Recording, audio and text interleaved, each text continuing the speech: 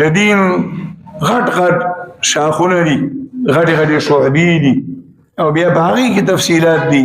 د دین په دې مختلفو شاخونو کې، په مختلفو شعبو کې د یوې شعبې نوم دی اعتقادیات. څه شي؟ اعتقادیات.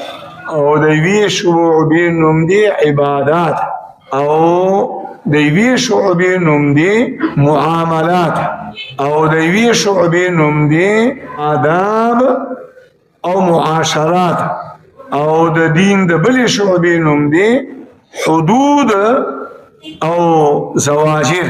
دا پنځه غټې غټې شعبې دي د دین: اعتقادیات، عبادات، معاملات، آداب او معاشرات.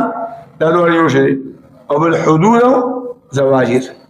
په ټولو کې اول بنیادي څیز هغه څه شی دی چې اعتقادیات، د دین عقیدې پیژندل، د توحید عقیده، د رسالت عقیده، د آسماني کتابونو د حقانیت عقیده، فرشتو د وجود عقیده، او د قیامت د راتلو عقیده، او د غنګي د تقدیر عقیده، او د محمد رسول الله صلی الله علیه وسلم د رسالت مبارکه تو قسم عقیده لګوره. د نور انبیاء په باره کې به دا عقیده ساتي چې هر نبی د الله حق رسول دی او حق نبی دی، الله را لېږلی دی.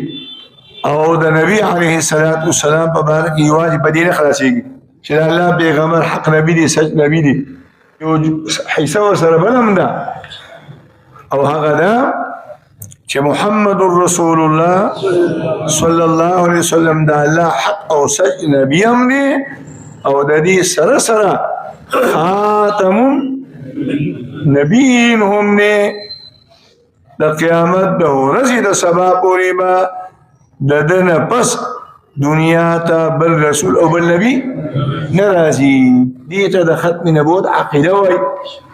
هله به دې د الله د پیغمبر په رسالت باندې ایمان مکمل کیږي چې دا دواړه خبرې سره یوځای کړي.